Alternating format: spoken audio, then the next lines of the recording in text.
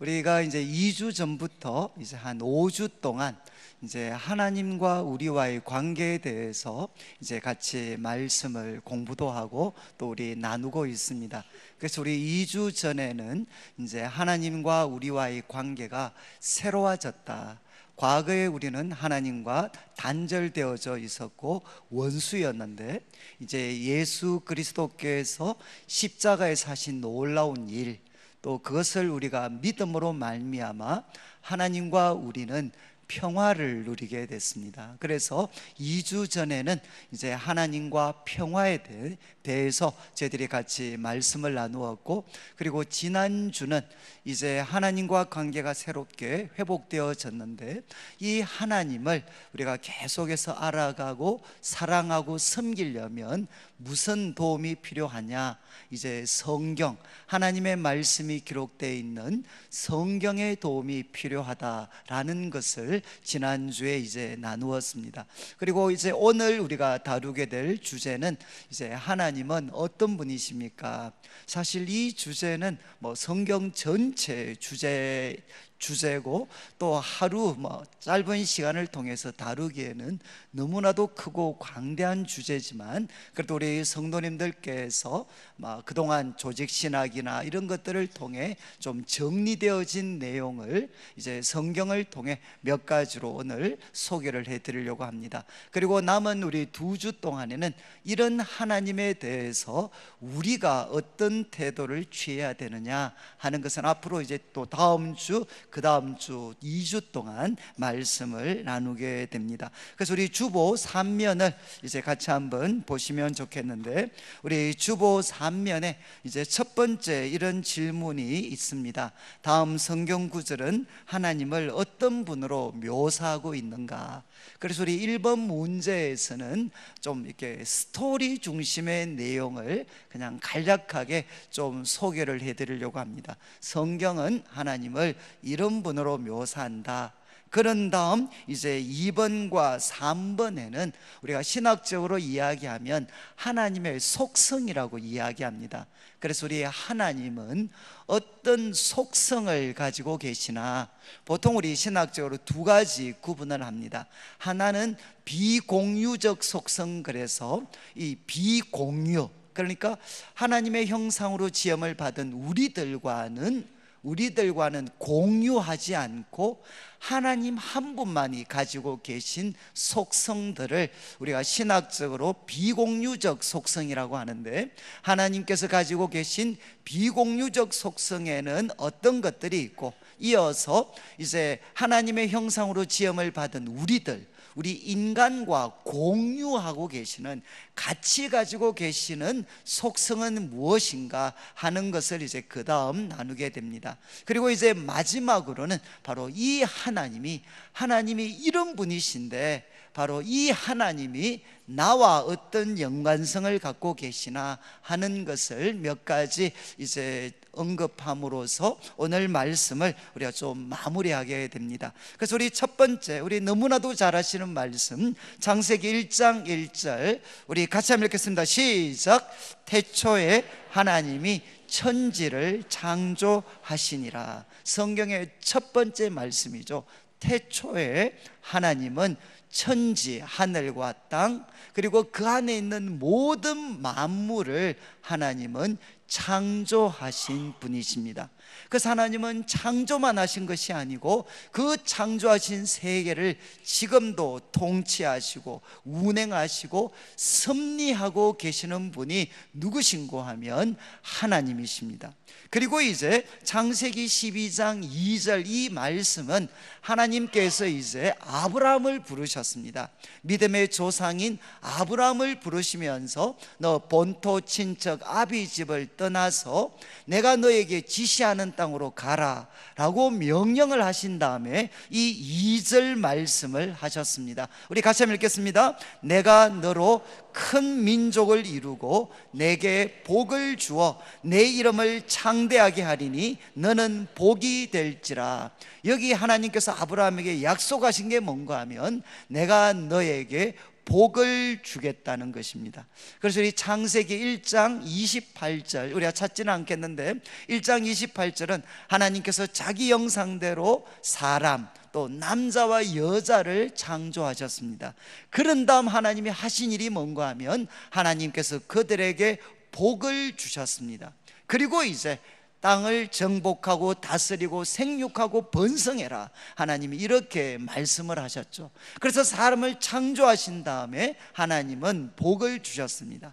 그리고 이제 믿음의 조상 아브라함을 부르시고 하나님께서는 또 그에게 복을 주셔서 너가 복이 될 거다, 이렇게 말씀을 하셨습니다.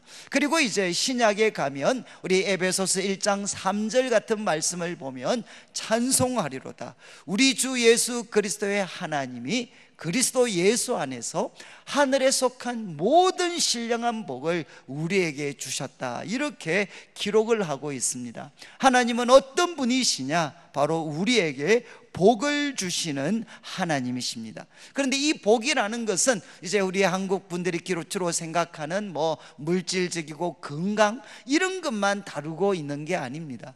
성경에서 복이라는 것은 하나님과의 관계인데, 특별히 하나님의 그 돌봄을 받는 것, 하나님의 사랑의 돌봄을 받는 것, 이것이 뭔가 하면 바로 복입니다. 복.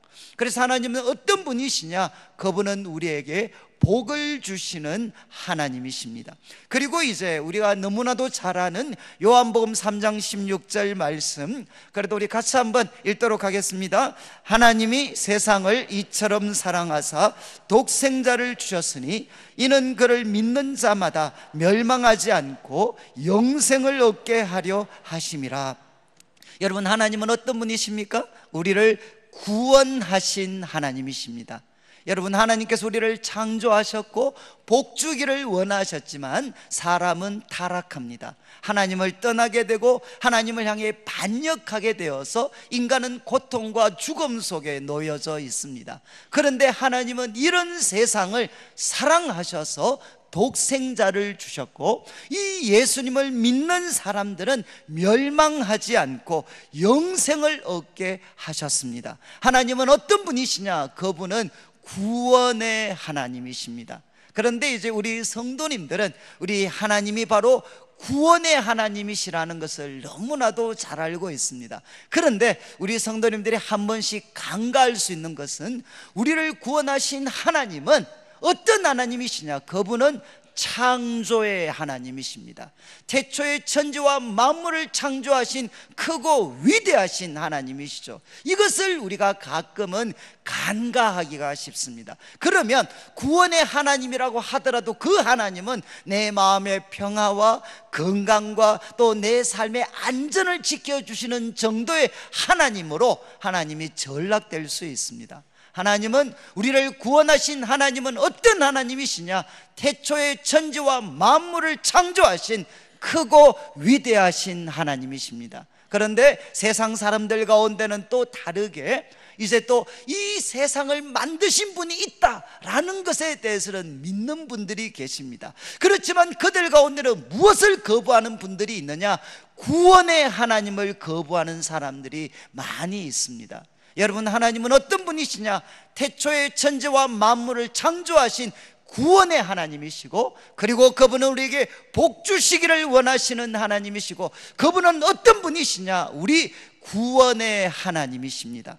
그리고 이제 로마서 11장 36절, 최소한 우리 성도님들이 이제 개신교죠. 개신교, 우리 개신교, 또 우리는 장로교에 속해 있는 분인데, 그러면 이 11장 36절 정도의 말씀은 우리가 좀 아셔야 됩니다. 우리 같이 한번 읽겠습니다. 시작. 이는 만물이 주에게서 나오고 주로 말미암고 주에게로 돌아감이라. 그에게 영광이 세세 있을지어다. 아멘. 여러분, 이제 이 말씀은 우리 이제 개신교에서 아마 가장 영향력 있는 신학자 중에 한 사람이 존 칼빈이 있습니다. 그래서 칼빈이 그 가르쳤던 교훈 중에 하나가 뭔가 하면 하나님의 절대 주권입니다. 바로 모든 일, 모든 사건 속에 하나님은 절대적인 주권을 가지고 계신 분이시다. 그래서 우리 개신교 신학에서 가장 중요한 가르침 중에 하나입니다. 그런데 하나님의 그 절대적인 주권을 뒷받침하는 성경 말씀이 뭔가 하면 바로 이 구절이죠. 이는 만물이 주에게서 나옵니다. From Him. 그분으로부터 뿌리를 두고 있고 기원을 두고 있습니다. 그리고 주로 말미암고 through Him, 그분을 통해서 지금도 만물은 진행이 되고 있습니다. 그리고 주에게로 돌아갑니다. To Him, 그분에게, 그분의 목적을 이루고 그분의 목적을 이루는 방향으로 만물은 진행되고 있습니다. 그에게 영광이 세세 있을지어다. 여러분, 이제 이 로마서 11장 36절 말씀은 로마서 9장부터 시작되는 그 바울의 가르침의 결론적인 부분입니다. 로마서 9장부터 11장까지는 무슨 주제를 다루고 있느냐? 왜? 예수 그리스도의 복음이 우리들에게 이렇게 주어졌지만 구약의 하나님의 백성으로 부르심을 받았던 이스라엘 백성들은 왜 하나님이 주신 이 복음을 거부하고 있는가? 아니, 하나님이 주신 이 영광스러운 복음을 가장 잘 받아들일 수 있는 사람들은 구약의 하나님의 백성으로 부르심을 받았던 이스라엘 백성인데, 이스라엘 백성들은 이것을 거부하고 이방인들이 오히려 이 복음을 받아들이고 있습니다. 그래서 이 문제를 바울이 하나님 앞에 씨름하면서 하나님이 깨닫게 해주신 것을 기록하고 있는 말씀이 9장에서 11장까지의 말씀입니다. 결국 바울의 결론은 뭐냐?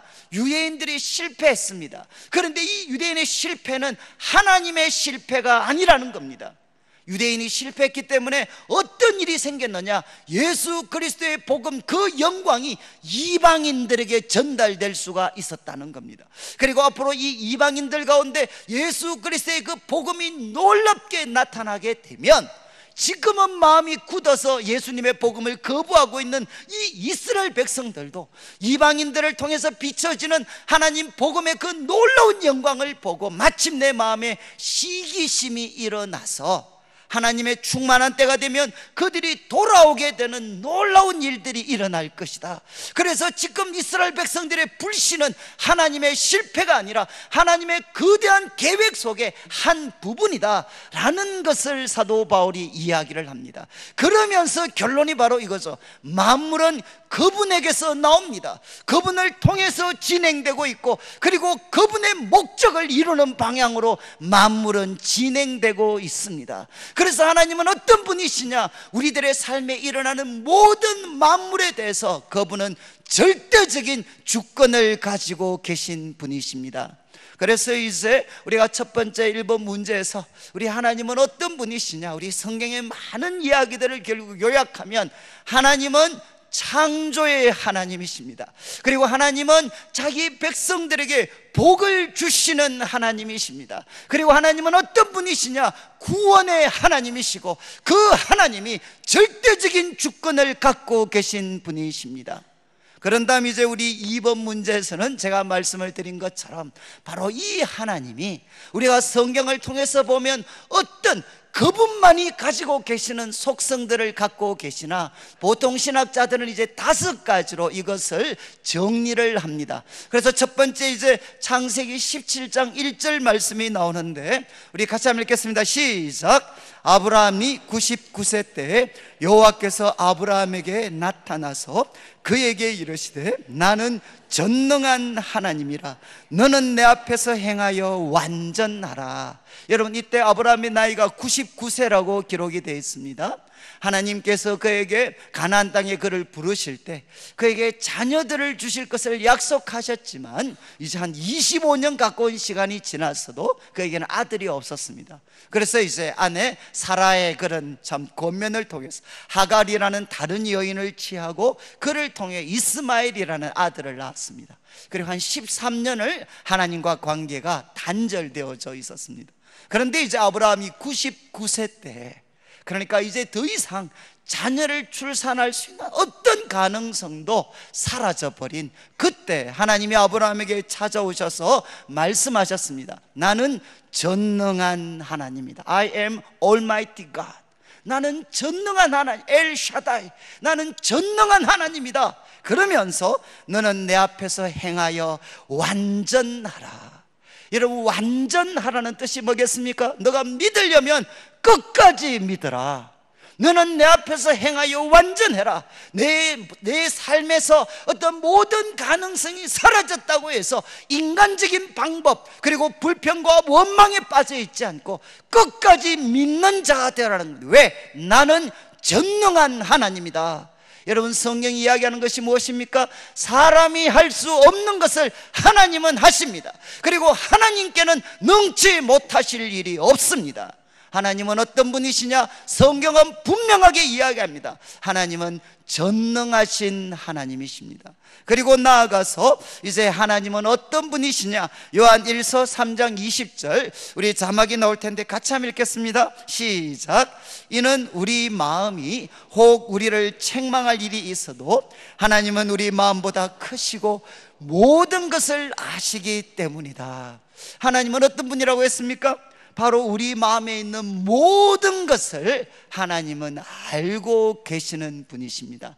그래서 우리가 보통 신학적으로 보면 전지하신 하나님, 모든 것을 알고 계시는 하나님. 여러분, 이것을 아마 시적으로 가장 감동스럽게 표현한 것은 시편 139편입니다. 시편 139편 우리 자막에 나올 텐데 이제 1절부터 시작을 해서 4절까지 말씀을 보면 바로 하나님은 모든 것을 알고 계신다는 것을 다윗이 아주 시적으로 묘사를 합니다. 우리 1절 말씀 같이 한번 읽겠습니다. 여호와여, 주께서 나를 살펴보셨으므로 나를 아시나이다. 여러분, 다윗이 뭐라고 했습니까? 하나님은 나를 알고 계십니다. 갑자기 마음이 막 뜨거워지시나요? 아니면 가슴이 철렁하시나요? 하나님은 나를 알고 계십니다. 그리고 2절에 뭐라고 이야기했느냐? 주께서 내가 앉고 일었음을 알고 계십니다. 주님은 내가 앉고 그리고 또 일었음을 아십니다. 그리고 멀리서도 나의 생각을 밝히 아십니다.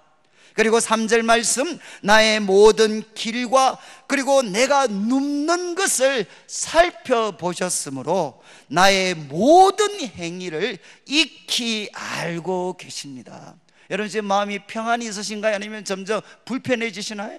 저희들이 신방 가면 그런 말씀 자주 하시죠. 옛날에는, 요즘은 좀 별로 없는데 과거에는 예수님 사진을 많이 걸어 놓으셨어요.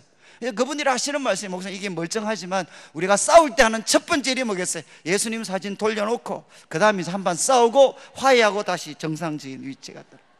여러분, 이제 많은 분들이 하나님이 나를 알고 계십니다 라는 것을 굉장히 불편하고 힘겹게 생각을 합니다. 여러분, 지금 다윗이 이야기합니다. 나의 길과 내가 눕는 것을 살펴보셨고 나의 모든 행위를 익히 아십니다. 4절을 보시죠. 여호와여, 내 혀의 말을 알지 못하시는 것이 하나도 없습니다. 여러분, 지금 다윗이 고백합니다. 여호와여, 주님은 나를 아십니다. 내가 앉고 일었음을 아십니다. 내 생각을 밝히 아십니다. 나의 모든 행위를 익히 아십니다. 내 말하는 것 중에 당신이 모르시는 것은 없습니다. 여러분, 지금 다윗이 이 시를 고백할 때 어떤 기분으로 고백하겠습니까? 하나님은 내가 하는 행동 모든 것을 알고 계십니다. 그래서 결론이, 야, 정말 답답해서 죽겠다 내가, 이런 마음으로 이 시를 고백하겠습니까? 아니면 하나님이 나에 대해서 모든 것을 알고 계시니까 나는 너무나도 기쁘고 감사하다. 여러분, 어느 쪽이실 것 같아요? 내가 지금 영적인 상태가 하나님 앞에 바른가 바르지 못한가는 이런 말씀들을 대하시면 여러분이 알 수가 있어요. 이 말씀, 하나님은 나의 모든 것을 알고 계십니다. 그럴 때 눈물이 핑 돌고, 사람들은 모르지만 내가 하나님과 이웃을 인내하면서 사랑하고 섬기는 것, 우리 하나님은 알고 계시는구나. 그래서 눈물이 핑 도시는 분들은 하나님과 관계가 바른 거죠. 그런데 하나님이 나의 모든 것을 알고 계신다는 게 내한테 너무나도 불편해. 그리고 너무나도 두려워요. 그러면 무엇이겠습니까? 하나님과 나와의 관계는 문제가 있습니다. 여러분, 하나님은 어떤 분이십니까? 하나님은 모든 것을 알고 계시는 분이십니다. 그리고 나아가서 이제 에레미야 23장 24절 우리 자막이 나오는데 천천히 한번 같이 읽겠습니다. 시작. 여호와의 말씀이니라. 사람이 내게 보이지 아니하려고 누가 자신을 엄밀한 곳에 숨길 수 있겠느냐. 여호와가 말하노라. 나는 천지에 충만하지 아니하냐. 여러분, 이 말씀 결국 결론이 뭐죠? 누구도 하나님으로부터 숨을 수가 없습니다. 누구도 하나님으로부터 자신을 숨기고 감출 수 있는 사람은 없습니다. 왜? 하나님은 천지에 충만하십니다. 하늘과 땅에 하나님은 충만하십니다. 가득 채우고 계십니다. 그래서 이것을 신학적으로 편재라고 이야기해요. 하나님께서는 모든 곳에 임재하십니다. 한문으로 하면 하나님은 무소부재하신 분이십니다. 우리가 있는 모든 곳에 편만하게 존재하시는 분이십니다. 여러분, 이 하나님은 어떤 분이십니까? 하나님은 어디에나 계시는 분이십니다. 그래서 우리가 살펴왔던 이 시편 139편 7절부터 또 다윗이 이것을 시적으로 묘사를 합니다. 7절을 보십시오. 내가 주의 영을 떠나 어디로 가며 주의 앞에서 어디로 피하리까? 내가 어떻게 주의 영을 떠나서 갈 수 있고 주님 앞에서 어디로 피할 수 있겠습니까? 그런 다음 8절, 내가 하늘에 올라갈지라도 뭐라고 했죠? 거기 계십니다. 소울은 죽음의 영역입니다. 그 소울의 내 자리를 펼지라도 주님은 거기 계십니다.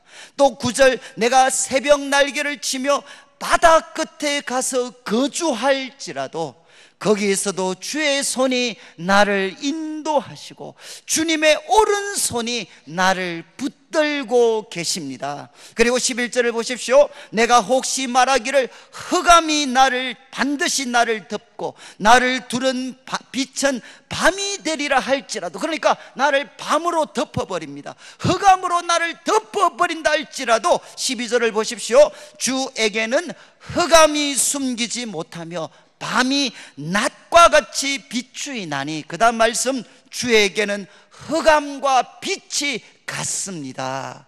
어떤 흑암도 나를 하나님으로부터 감출 수가 없다는 것입니다. 그래서 다윗은 하나님이 어떤 분이시라는 거죠? 누구도 하나님을 피할 수가 없습니다. 하나님은 우리가 머무는 어디에도 하나님은 거기 계시는 분이십니다. 앞에서 제가 언급했던 것처럼 다윗이 이것을 고백할 때 그 마음이 답답하고 어렵고 힘들었겠습니까? 아니면 감사와 기쁨과 참된 안식이 그의 마음속에 넘쳐났겠습니까? 저는 이제 우리 성도님들 이렇게 신방하다가 이제 병원 같은 데를 이렇게 가면 참 마음이 힘들 때가 언젠가 하면 큰 수술, 이제 참 이렇게 생명을 좀 다툴 수도 있는 큰 수술을 받으러 들어가셔야 돼. 그래서 우리 가족들과 또 우리 교역자들 같이 또 성도님들과 같이 기도하고 간절히 기도하고 이제 그분이 벌려드니 한참 기도하는데 갑자기 이제 시간 됐습니다 그러면서 수술실 문이 열려요. 그리고 이제 그분이 혼자 이렇게 들어가게 됩니다. 그때 정말 그 마음이 얼마나 착잡한지 몰라요.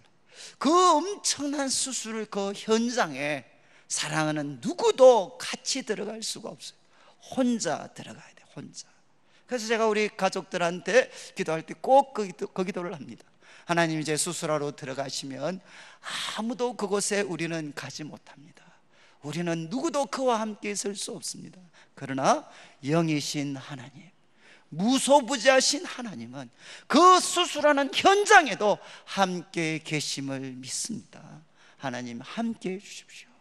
그리고 저는 우리 자녀들 때문에 염려하시고 걱정하시는 분들 많이 계십니다. 특별히 남자애들 군대를 가거나 아니면 멀리 가게 되면 정말 우리 마음은 간절하지만 우리가 할 수 있는 일이 아무도 없습니다. 그러나 그때 우리들에게 가장 큰 위로가 되는 것이 무엇이죠? 우리가 갈 수 없는 그곳에 하나님은 함께 하십니다. 그곳에 하나님은 계십니다. 하나님, 우리는 갈 수 없지만 그곳에도 여전히 계시는 우리 하나님께서 우리 자녀들을 책임져 주십시오. 여러분, 하나님께서 어디나 계신다는 것이 우리들에겐 두려움과 공포를 불러일으키는 것이 아니라 우리들 마음속에 참된 평안과 안식과 위로를 우리에게 불어넣어 줄 수가 있습니다. 하나님은 어디에나 계시는 무소부재하시고 편지하시는 하나님이십니다. 그리고 이제 시편 90편 2절을 보시면 이것은 모세의 기도입니다. 이제 하나님의 사람 모세의 기도라고 시작하면서 그 출애굽부터 광야 40년의 모든 여정들, 그리고 거기에서 하나님의 놀라운 구원뿐만 아니라 하나님 백성의 쓰라린 실패를 다 눈으로 목격했던 그 모세가 이제 하나님 앞에 이 시를 올려드립니다. 2절에 보시면 산이 생기기 전 땅과 세계도 주께서 조성하시기 전 영원부터 영원까지 주는 하나님이십니다. 여러분, 하나님은 어떤 분이시죠? 그 하나님은, 우리가 믿는 하나님은 영원하신 하나님이십니다. 산이 생기기 전 땅과 세계도 주께서 조성하시기 전 영원부터 영원까지 주님은 하나님이십니다. 저는 참 우리 하나님이 어떤 분이시냐? 그분은 영원하신 분이십니다. 제가 이제 캐나다에서 이렇게 공부를 유학을 할 때, 그때 우리 장인 장모님과 같이 이렇게 살았기 때문에 한 번씩 말씀을 들어요. 그래서 우리 어디를 가서 누구를 만나면 이제 몰래 이야기하셔요. 야, 저 사람 누군지 아냐? 뭐 제가 어떻게 알아요? 좀 누구십니까? 그러면 저분이 30 박정희 대통령 때 한칼했던 사람이야. 그리고 또 어떤 분 있잖아. 또 이야기. 저분 누군지 아냐? 누구십니까? 저분 50 때 한칼했던 사람이야. 그런데 결론은 뭐죠? 지금 사람들 몰래 캐나다에 도망와가지고 사람들의 눈을 피해서 지금 살고 계셔요. 여러분, 그래서 저는 참 그분들을 보면서 어떤 권력도 영원하지 않구나. 여러분, 이제 이번 또 선거 같은 거 하시면서 뼈저리게 또 경험을 하셨죠. 몇 년 전에만 해도 영원히 무너질 것 같지 않는 정권, 그런 권력과 힘을 가지셨던 분들이 불과 몇 년 사이에 다 추락을 합니다. 여러분, 어떤 정권, 권력도 영원하지 않습니다. 어떤 부와 명예도 영원하지 않습니다. 그런데 우리 그리스도인들에게 가장 놀라운 기쁜 소식은 뭐냐? 그러나 하나님은 영원하신 분이십니다. 아브라함의 하나님, 이삭과 야곱의 하나님이 바로 우리의 하나님이시죠. 우리 주 예수 그리스도의 하나님, 베드로와 요한과 사도 바울과 그들의 하나님이 바로 우리의 하나님이십니다. 하나님은 영원하신 하나님이십니다. 저는 이제 우리 할머니, 우리 어르신들이 섬기셨던 하나님이 바로 저의 하나님이시고, 또 저의 하나님이 우리 다음 세대의 하나님이 되실 것입니다. 우리는 변하지만 하나님은 변하시지 않고 그분은 영원하신 분이십니다. 그리고 이제 5번째, 야고보서 1장 17절을 보시면 이렇게 이야기합니다. 온갖 좋은 은사와 온전한 선물은 뭐라고 했습니까? 다 위로부터 빛들의 아버지께로부터 내려온다. 온갖 좋은 은사와 온전한 선물은 누가 주신다고 했죠? 빛들의 아버지, 위로부터 빛들의 아버지신 하나님으로부터 내려온다. 그러면서 하나님에 대해서 선언합니다. 그는 누구시냐? 그는 변함도 없으시고 회전하는 그림자도 없으시니. 우리 하나님은 어떤 분이시죠? 우리 하나님은 변하지 않는 분이십니다. 그분은 불변하시는 하나님이십니다. 아마 저희들이 이제 목회를 하거나 아니면 우리 성도님들을 대하거나 사람들에게 내뱉는 그런 참 퉁명스러운 말 중에 가장 사실은 뼈 있는 말이 뭐죠? 뼈 있는 말 중에 하나가 바로 이겁니다. 저 사람 부자 되더니만 변했어. 그리고 저 사람 소위 권력을 가지더니만 변했어. 그리고 또 저 사람 이제 또 교회 그런 큰 직을 맡더니만 변했어. 여러분, 우리를 가장 씁쓸하게 하는 게 뭐죠? 사람이 변하는 것입니다. 권력을 가지고 아니면 또 부와 명예를 가지게 되면 사람들은 정말 예외 없이 변하게 됩니다. 우리를 가장 씁쓸하게 하는 것이 무엇이냐? 사람은 변합니다. 그런데 그 정도가 아니라 여러분, 우리 똑같은 지금 우리들도 어떻죠? 상황마다 달라져요. 저는 우리 이제 청년들을 오랫동안 섬겼으니까 청년들이 이제 가정에서 겪는 어려움 중에 하나가 이런 이야기죠. 이제 아버지, 우리 신앙이 있는 아버지신데, 근데 한 번씩은 이제 신앙 있는 아버님도 술에 좀 취해서 한 번씩 들어오십니다. 그러면서 이제 아주 기분 좋은 유행가를 한 곡 부르시면서 오셔요. 그래서 이제 애가 또 아버지 조금 그렇지만 그래도 아버지를 기쁘게 맞이해서 어떤 약간 이제 애교 있는 행동을 했어요. 그러니까 아버지가 기분이 너무 좋아가지고 바로 5만 원짜리 하나 딱 꺼내주셨어요. 그때 이제 애가 배웠어요. 아, 우리 아버님 술 한 잔 째려서 올 때 내가 이렇게 하면 5만 원이 나오는구나. 그래서 이제 또 그 다음에 똑같은 세팅, 또 아버님께서 이제 또 한 잔 얼큰하게 취하셔서 오시면서 찬송가 대신 유행가를 부르시면서 오셨어요. 똑같은 행동을 했고 뭘 기대했느냐? 5만 원을 기대했는데 갑자기 아버지가 뺨을 때렸어요. 그러면서 애가 뼈저리게 깨닫는 게 뭐냐? 우리 아버지는 원칙대로 사는 분이 아니라 자기 기분대로 사는 분이다. 그러면서 애들은 어릴 때부터 무엇을 배우느냐? 원칙을 배우는 것이 아니라 눈치 보는 것을 배우게 되죠. 여러분, 이것은 우리 가정만이 아니라 우리가 살고 있는 이 세상 구석구석에서 펼쳐지는 일입니다.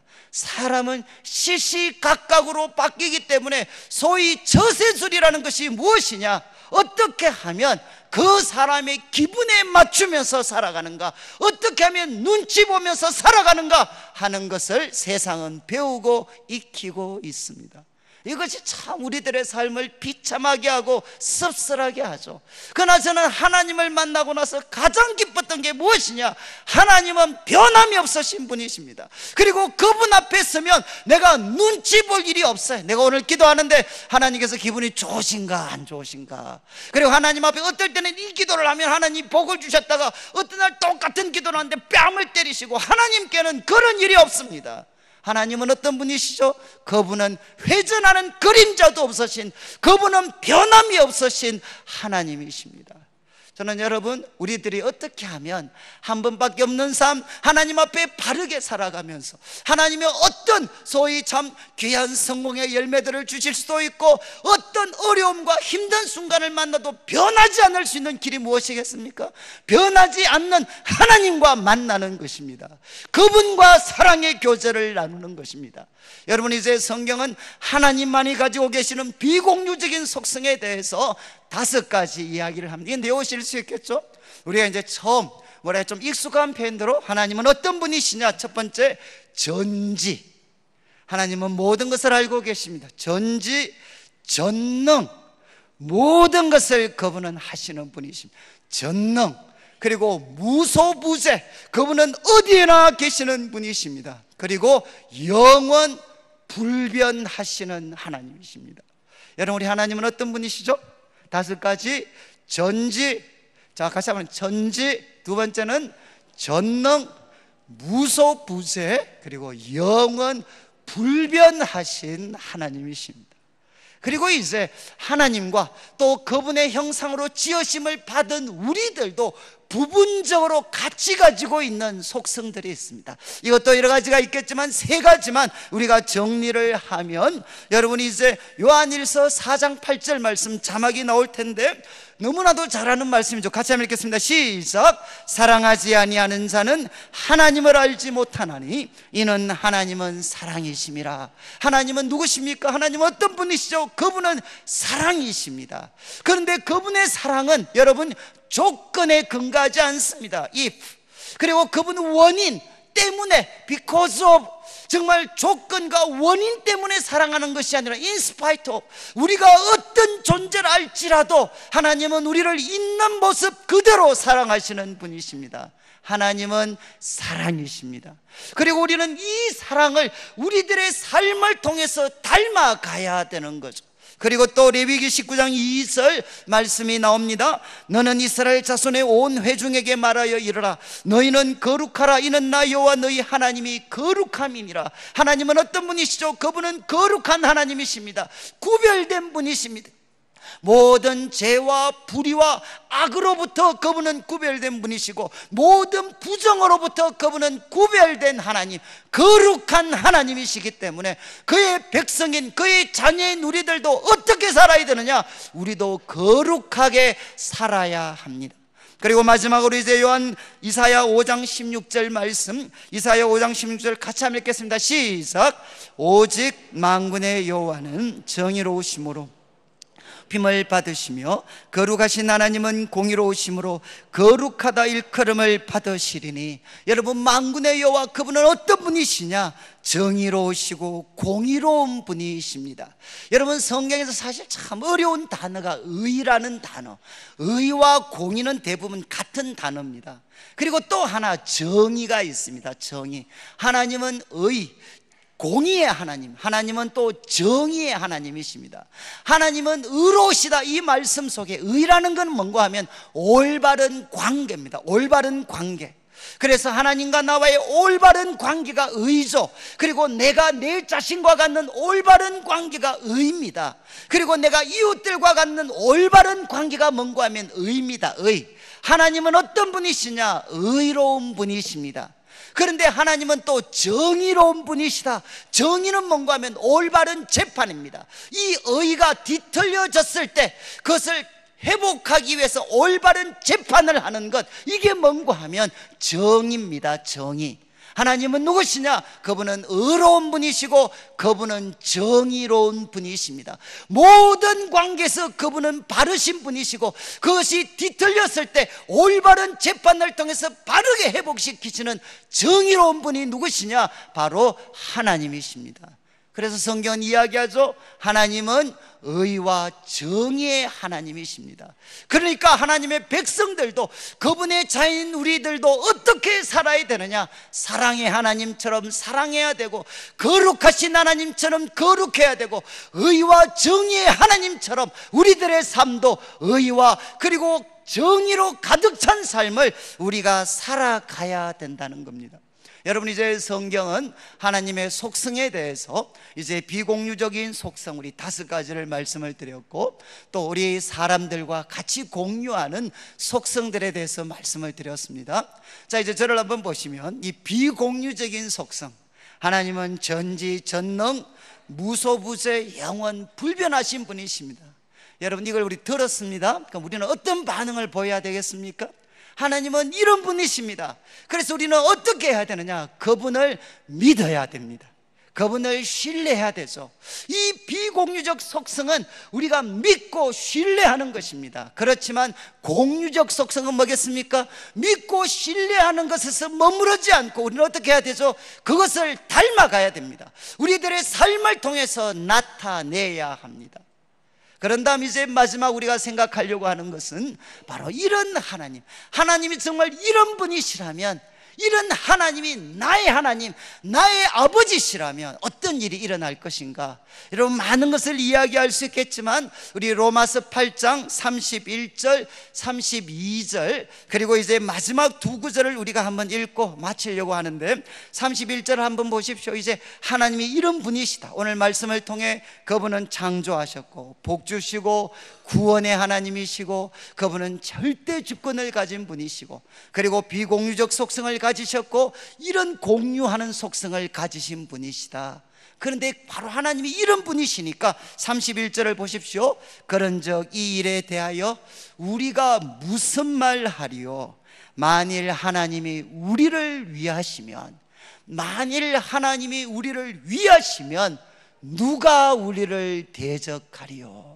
여러분, 우리가 앞에서 함께 나누었던 그 어떤 말씀을 통해 바로 하나님 이런 분이십니다. 전지하시고 전능하시고 무소부재하시고 영원불변하시고, 바로 이 하나님이 우리를 위하시면 이 하나님이 우리들의 편이라는 겁니다. 그러면 누가 우리를 대적할 수 있겠습니까? 그래서 어떤 우리 이렇게 남북전쟁 때 이런 기도가 있었잖아요. 자꾸 이제 남쪽에도 하나님 우리 편이 되어 주십시오, 저쪽에서도 우리 편이 되어 주십시오. 그런데 이제 링컨 했던 유명한 이야기 중에 하나가, 정말 하나님 우리 편이 되어 주십시오 자꾸 그렇게 기도하지 말고, 중요한 것은 뭐죠? 우리가 그분 편에 서는 것입니다. 하나님은 언제나 우리 편이시죠. 여러분, 이제 사도 바울이 이야기합니다. 바로 이런 놀랍고 크고 위대하신 하나님이 우리 편이십니다. 우리를 위하십니다. 누가 우리를 대적할 수 있겠습니까?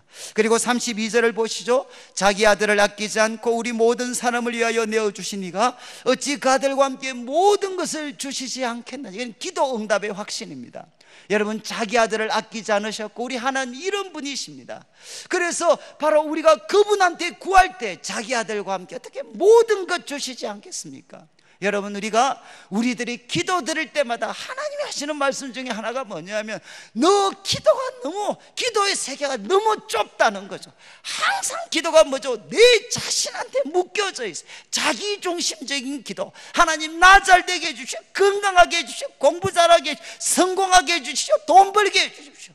그냥 나의 그 테두리를 벗어나지 못해. 그러나 여러분, 우리들의 기도는 내 수준에 맞는 기도가 아니라 하나님 수준에 맞는 기도를 드려야 합니다. 그래서 왜 우리가 하나님의 말씀을 통해서 하나님을 계속해서 알아가야 되느냐? 하나님을 알아갈 때 우리들의 기도가 내 수준에 맞는 기도가 아니라 하나님 수준에 맞는 기도로 그 기도의 지경이 넓어지게 되는 거죠.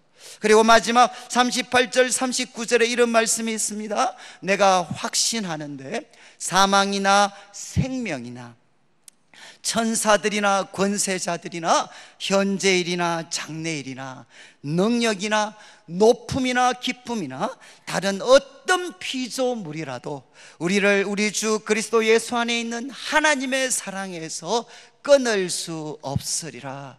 우리가 너무나도 잘 아시는 말씀. 이 세상의 어떤 강력한 권력도, 어떤 집요한 환난과 핍박도 우리를 그리스도 예수 안에 있는 하나님의 사랑에서 끊을 수가 없습니다. 왜? 하나님은 우리를 둘러싼 어떤 환경, 어떤 문제, 어떤 여건보다도 하나님은 더 크신 분이십니다. 아마 여러분들도 그런 기도를 드리셨겠죠. 저도 이제 여러 가지 어려움 때문에 한 번씩 기도를 드리면 하나님 도와주십시오, 하나님 정말 구해 주십시오, 저를 좀 건져 주십시오. 물론 이 기도도 하나님이 기뻐하시죠. 그렇지만 이런 기도보다 더 좋아하시는 게 뭐냐? 하나님, 지금 저 이렇게 큰 어려움이 있습니다. 그러나 하나님, 저 확신합니다. 이 어려운 이 상황까지도 그리스도 예수 안에 있는 하나님의 사랑에서 저를 끊어낼 수 없습니다. 저 이거 믿습니다. 저 하나님 믿습니다.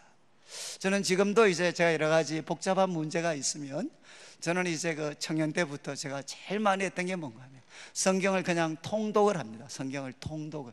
제가 정말 머리 아프고 복잡하면 성경을 그냥 쭉 아무 생각 없이 그냥 쭉 통독을 합니다. 창세기부터 쭉 통독하면 뭘 느낄 수 있죠? 아이고, 아브라함도 고생 많이 했구나. 그리고 또 이제 이삭도 고생 많이 했구나. 또 야곱도 아이고야 고생, 지 성질대로 진짜 이렇게 고생 많이 했구나. 그래서 성경을 쭉 읽어보면, 좀 멀리 떨어져서 성경을 쭉 읽어보면 성경에 나오는 위대한 하나님의 사람들 중에 멀쩡한 사람들 별로 없어요. 다 고생 많이 했어요. 요셉도 고생 많이 했고, 모세도 고생 많이 했고, 다윗도 죽으라고 고생을 했고. 그런데 문제는 뭐죠? 바로 오늘 이 장에서 다윗의 인생은 끝날 것 같았는데 그 다음 장을 펼치면 다윗의 삶에 새로운 일이 시작되고, 아브라함의 삶이 여기서 끝날 줄 알았는데 또 그 다음 장을 넘기면 새로운 삶이 시작이 돼요. 그래서 그걸 또 계속해서 읽다 보면 제 입에서 그런 고백이 나오는 거죠. 하나님, 내 삶이 여기서 끝나는 게 아니고 또 내가 눈을 뜨면 내 삶의 새로운 한 장이 또 시작이 되겠군요. 정말 아브라함처럼, 다윗처럼, 모세처럼, 요셉처럼 여기서 내 삶이 끝나는 줄 알았는데 하나님께서 전지전능 무소부재 영원불변하시고 그 하나님의 강한 손이, 사랑의 손이 나를 붙들고 있으니까 내 인생이 여기서 끝나지 않고 또 내일이 있겠습니다. 그리고 또 다른 장을 하나님이 써가실 것입니다. 그래서 성경을 쭉 읽다 보면 그냥 무엇이 생기느냐? 저 하나님을 믿습니다. 내 삶이 여기서 끝나지 않을 것을 저 믿습니다. 하나님은 능력이 있습니다. 사랑이 있습니다. 지혜가 있습니다. 주님은 살아계시기 때문에 내 삶이 여기서 끝나지 않을 것을 믿습니다. 그러면 어떻게 되느냐? 내 삶에서 갑자기 하나님이 주시는 담대함과 확신이 솟아나고, 정말 우리들의 믿음대로, 하나님 우리에게 주신 그 믿음대로 여러분 새로운 날들이, 내 삶이 끝나지 않고 새로운 삶들이 또 시작이 되는, 그래서 제가 참 이 유행가 노래 중에 있잖아요. 산호라면 언젠가는 좋은 날도 오겠지. 제가 그 후렴 가사 너무 좋아요. 후렴 가사 뭐 혹시 좀 다 아시는 분들은 별로 약간 한번 검사를 해봐야 되는데, 산호라면 언젠가는 좋은 날도 오겠지. 그리고 마지막 가사가 뭐냐, 후렴 가사가 뭐냐, 내일은 해가 뜬다, 내일은 해가 뜬다. 이거로 끝나는 게 아니라 다시 눈 뜨고 자고 일어나면 여전히 해는 떠 있을 거다. 내일은 해가 뜬다. 나에게 오늘이 끝이 아니라 내일이 있다. 누구 때문에? 바로 살아계신 하나님 때문에 우리에게는 내일이 있습니다. 오늘 말씀을 마무리하면서 여러분, 하나님은 어떤 분이신가? 그분은 창조의 하나님, 복 주시는 하나님, 그분은 구원의 하나님이시고 절대적인 주권을 갖고 계신 분이십니다. 그리고 그분은 이제 전지하시고 전능하시고 무소부재하시고 영원불변하시고, 그분은 사랑의 하나님, 거룩의 하나님, 의와 정의의 하나님이십니다. 그 하나님이 나의 아버지시고 나의 목자시고, 그분의 강한 손으로 하나님은 나를 붙들고 계십니다. 그래서 내 삶에 어떤 어려움과 힘겨움이 찾아온다 할지라도 그리스도 예수 안에 있는 하나님의 사랑에서 끊을 수 없고, 우리에게는 내일이 있습니다. 이 하나님에 대한 믿음으로 다시금 일어나셔서 이 힘겹게만 보이는 삶, 그러나 더 크고 위대하신 하나님을 붙잡고 살아가는 우리 성도들의 삶이 되시기를 주님의 이름으로 축원합니다.